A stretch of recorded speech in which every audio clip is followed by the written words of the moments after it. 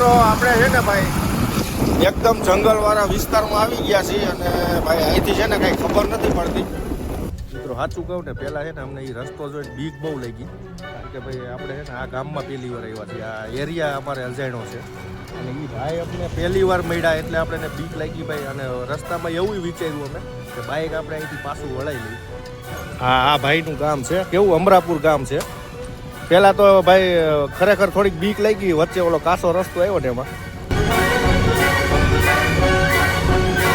જય રામાપીર મિત્રો, કેમ છો બધા? મજામાં? જય શ્રી કૃષ્ણ. સ્વાગત છે મારા એક નવા વ્લોગ વિડીયોમાં. ને આજે ભાઈ આપણે વ્લોગ ક્યાંથી ચાલુ કર્યો છે મિત્રો ખબર છે તમને? જોઈ લ્યો, અમે સરસ મજાના લોકેશન ઉપર આવી ગયા છીએ આજ મિત્રો. આ છે સાસણગીરનો રસ્તો, તમે જોઈ લ્યો. આપણે ભાઈ નાસ્તો કર્યો એ કયું ગામ હતું? મેંદડા હતું ને ભાઈ. જો આ અત્યારે અહીંથી સાસણગીર ચાલુ થઈ ગયું છે અને આપણે છે ને ભાઈ આ ટુ વ્હીલ લઈને જઈએ. પહેલી વાર ચાસ કર્યો છે અને ભાઈ જો અહીંયા મેંદડામાં એક મિત્ર મળી ગયા છે અમને. જો આ બાઇક લઈને જાય ને આપણે ભાઈ જવાનું છે ક્યાં? ભાઈ માંગરોળ જઈએ છીએ અમે બાઇક લઈને. અને ખરેખર મિત્રો અહીંનું લોકેશન તમે જો આમ દિલ ખુશ થઈ જાય એવું છે, કારણ કે ભાઈ જંગલ વિસ્તાર છે ને એટલે ખરેખર મજા આવે અહીંયા.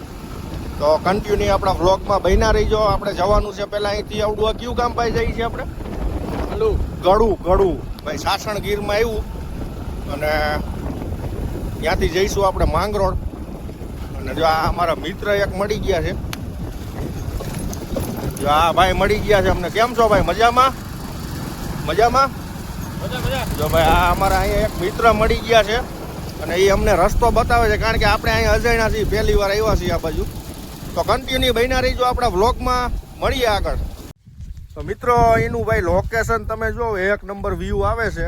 અને ભાઈ હું તો છે ને લાઈફમાં પહેલી વાર આ રસ્તે આવ્યો છું આ બાજુ, હું ક્યારેય આવ્યો નથી. અને આપણે અહીંયા ગાંઠિયા ખાતે કયું ગામ કેવું? મેંદડા ભાઈ સાસણગીરનું. જો તમે આમ જો જંગલ જોઈ લ્યો.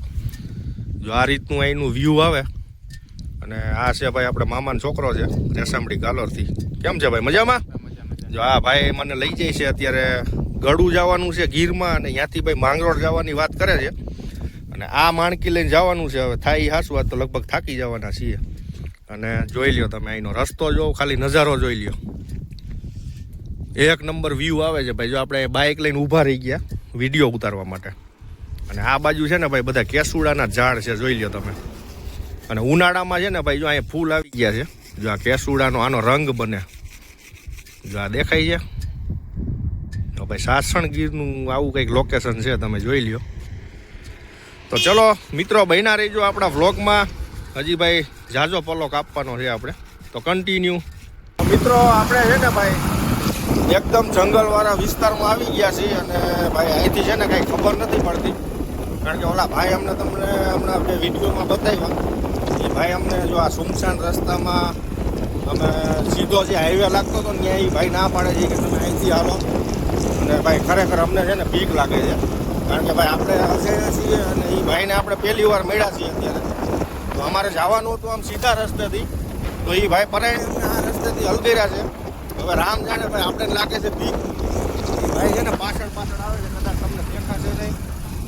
તો આપણે છે ને લીવર મારી દીધું છે. અહીંથી રસ્તો તમે જો હાવ બીક લાગે એવો રસ્તો આવી ગયો. તો ફાઇનલી મિત્રો આપણે જો આવી ગયું છે અમરાપુર.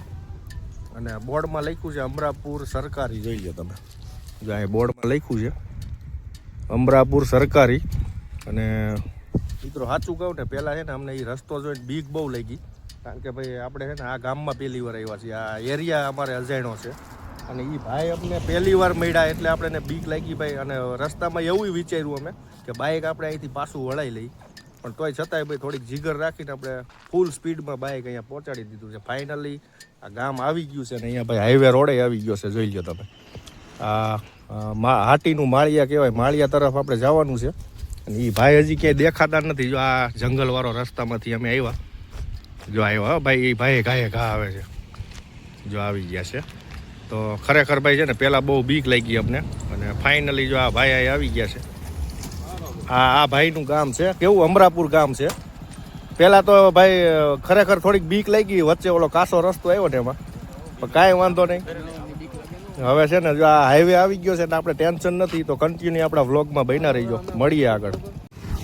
તો તો મિત્રો આપણે ભાઈ જે કામથી નીકળ્યા હતા એ આપણું કામ થઈ ગયું છે અને ભાઈ ઠેક આપણે માંગરોળ તો નથી ગયા પણ આ જંગલ વિસ્તારમાં આરપાર થઈને આપણે આ ગળું કહેવાય ગળું ગામ કેશોદની આગળ આવે. કેશોદ અહીંથી ગળુથી 20 કિલોમીટર છે અને જો ભાઈ આ હાઈવે પકડી લીધો છે આપણે રિટર્નમાં, કારણ કે આવ્યા ત્યારે આપણે છે ને જંગલવાળા રસ્તેથી આવ્યા હતા એટલે ત્યાં થોડીક ભાઈ બીક લાગી અમને, પણ આપણે જે કામથી નીકળ્યા હતા એ પ્રોપર આપણું કામ થઈ ગયું છે અને અહીંનો વ્યૂ તમે જો કેવો સરસ મજાનો આવે.